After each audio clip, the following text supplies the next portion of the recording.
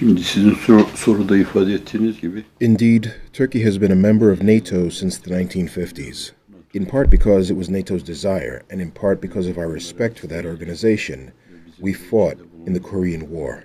And indeed, Turkey occupies a very important location, geopolitically speaking. Turkey's location is critical for NATO's mission, and the organization built an infrastructure in Turkey to be able to fulfill that mission. İncirlik Air Base is well known, but the infrastructure is not limited to that base.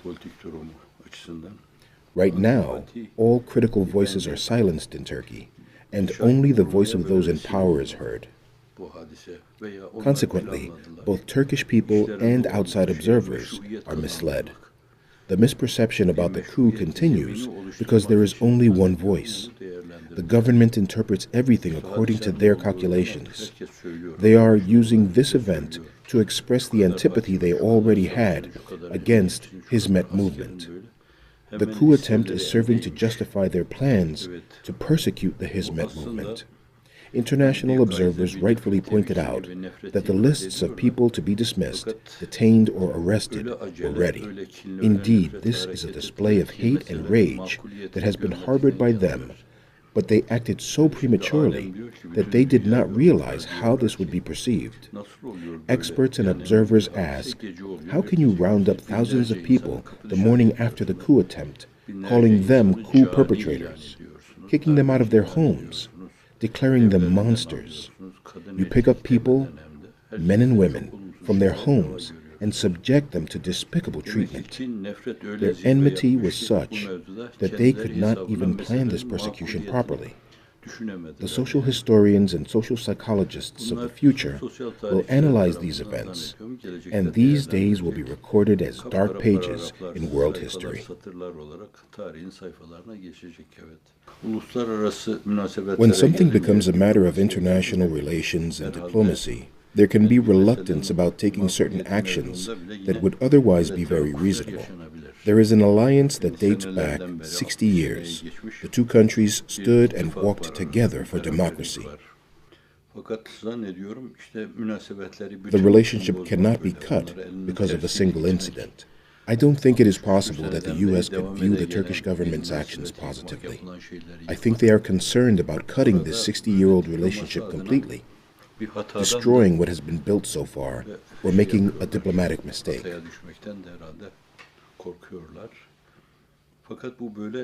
But I don't believe this will continue forever.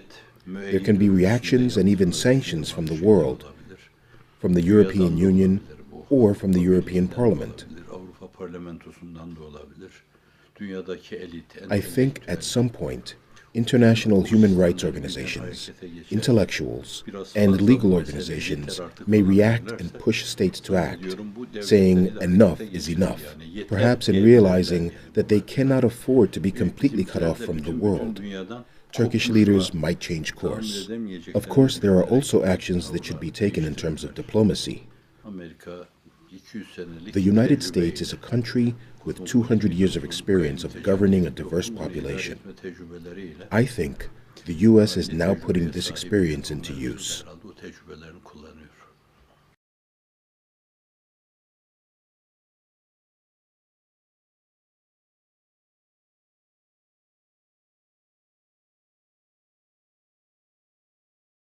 Hani bir de sorun içinde şu var, hani yakındınız da böyle içli dışlıydınız, hiç yakın I have never been close to Erdogan and have never felt close to him.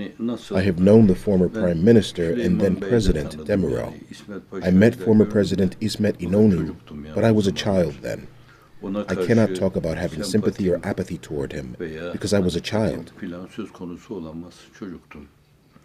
But I knew Mr. Demirel as a political leader, and I had respect for him because he was promoting democracy, human rights, and a moderate form of secularism, not a rigid and aggressive form of secularism, but a mild one, a secularism that respects every person and every worldview. That was necessary for Turkey to be better integrated with the world. Then came Mr. Turgut Özal, who also promised the same things. He was influenced by American culture, and he knew the world. We had a personal friendship with him, but more importantly, Because of his promises, I supported him. People around me who shared my feelings supported him. The late Prime Minister, Mr. Bülent Ecevit, also promoted democracy and was respected by the Hizmet participants. Indeed, whoever promoted democracy, universal human rights, was supported by Hizmet movement participants. When Mr. Erdogan began preparing to start his own political party, he visited me. This was our first face-to-face meeting with him. I advised him regarding this relationship with Mr. Necmettin Erbakan, the leader of the party he was planning to depart from, and with the military, which staged multiple coups in the past and had significant power on domestic politics. I urged him to avoid confrontation with either Mr. Erbakan or the military. But I later learned that on his way out in the elevator, Mr. Erdogan told the person next to him that this movement should be finished off at the first opportunity. Therefore, despite the fact that the movement was much smaller at that time, it was still disturbing him. The reason for them to appear warm to the movement for a while is now becoming more clear, thanks to statements by people close to Erdogan. They were expecting Hizmet participants around the world to act like members of the Turkish Foreign Corps. Hizmet participants have been engaged in dialogue activities, promoting universal human values, organizing cultural festivals, bringing all colors of the world together. They were expected by Mr. Erdogan to promote him as a great leader and in particular the leader of all Muslims in the world. Such a promotion of an individual cannot be reconciled with promoting universal human values. But he did not welcome this attitude. Despite the fact that Hizmet participants around the world have not been against him, he regarded their lack of enthusiastic support for him as a sign of opposition. Then he began threatening to close down the college prep courses years before the public corruption probe. He himself said that he changed 4 ministers of education to be able to implement his plan against the schools. When the public corruption probe surfaced, it was immediately blamed on the movement. I still don't know who wiretapped their conversations. Were they domestic or foreign intelligence agencies? I don't know the members of the judiciary that conducted the investigation. I came to know them when their images began to appear on TV. But after blaming the probe on the movement, they began jailing people, appointing trustees to companies. Those so-called trustees took advantage of their positions to oppress people, and they became vehicles for confiscation of private property. The government silenced all positive voices. All of this happened prior to the latest coup incident. It is now understood that they have been seeking a one-man regime all along. On the wall of the Turkish parliament, it is written that sovereignty belongs to people unconditionally. His ambition was to acquire sovereignty unconditionally for himself. He still has not abandoned that ambition. For a while, he used the members of the judiciary to bring part of the military under his tutelage.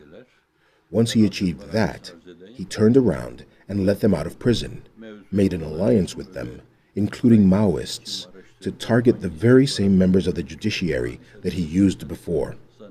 He used hate speech openly. He slandered people. This latest incident in July was also used to the same effect. In the future, when social historians, psychologists analyze these events, the ugliness of all these events will emerge.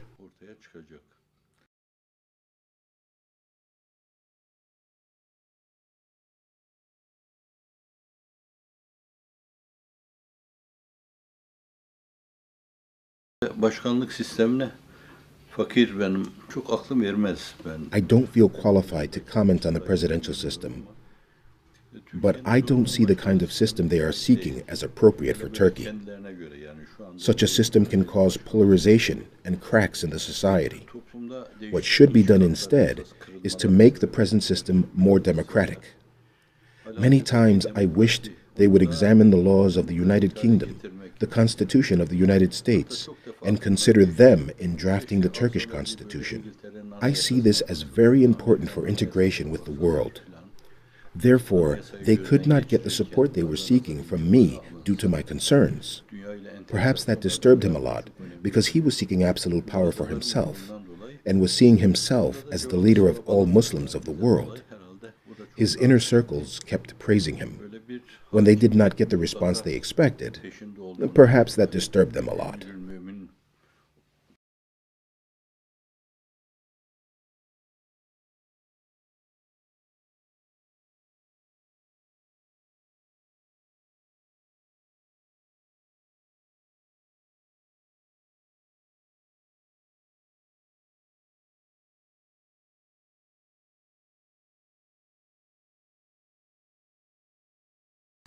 The United States has strategic thought organizations, the think tanks. They have been leading the world for years. Due to this leadership experience, what these institutions say will probably be the last word on this matter. A totalitarian system can be tolerated temporarily as the lesser one of two evils. But at the same time, they can try to do what is feasible in order to help a nation get out of a whirlpool in alliance with the world, through measures that have teeth. If this is a long-term plan, then a totalitarian system can be tolerated for the short term. But to turn a blind eye to such a system indefinitely is disrespect to humanity. There are 5 essentials that religion and modern legal systems seek to protect: life and physical health, religion, mental health, family and dignity, and property. A 6th element can be added, and that is freedom. Bediüzzaman says that I can tolerate hunger and thirst, but I cannot be without freedom. For a human to be truly human, they need to be free. To deprive anyone of freedom is disrespect to all humanity. This is what is going on in Turkey today. Human rights are being trampled upon. I seek your excuse, but these reports of rapes, dead people are piled on top of each other like haystacks. Even the right to a proper burial is denied to some people.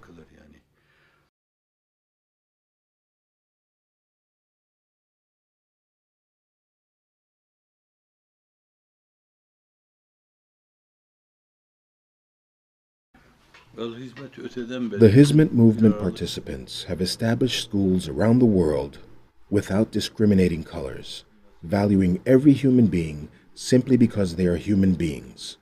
In the face of the terrible weapons of today, trying to bring together fellow human beings, facilitating their conversation and reconciliation, blocking the paths that lead to violent conflicts, God willing. As pointed out by an intellectual at the beginning of the last century, we face 3 major problems. One is poverty, which led to a struggle between the communist and the capitalist systems in history. Prevention of poverty by establishing systems for investment so that everybody can have their livelihood somehow. Struggle against poverty, against ignorance, and against conflicts and polarization of the society driven by intolerance. These are problems of all humanity. These problems continue in the presence of weapons much more powerful than those dropped on Japan in the 1945s. May God protect us. The best way to prevent conflicts with catastrophic results is to integrate the white with the black, the blue, the pink, and the orange. Can we prevent such conflicts completely? But we must do what we can, and then we leave the rest to God. This was the foundational idea of the Hizmet movement. People who devoted themselves to the Hizmet movement acted with this perspective. How can we be sure that this is indeed the case? I think the latest episode in Turkey can be seen as a bright mirror on this matter. The institutions established by the Hizmet movement participants were confiscated. People were subjected to oppression and tyranny, molestation, and unlawful acquisition of their private properties. My heart is aching. There are institutions where I stayed, where I worked in the construction of, like a construction worker. They confiscated all of them. They kicked all the people in those institutions out, Properties, companies of business owners have been transferred to the regulatory agencies. These are matters that touch one's heart. As I am touched, and you are touched, so are thousands of people. Thousands of people have been left without food or drink in detention centers. In the face of all this oppression, not a single individual attempted to raise their fist. If this is not proof that this movement is a humanitarian movement, then I think there is a serious case of blindness.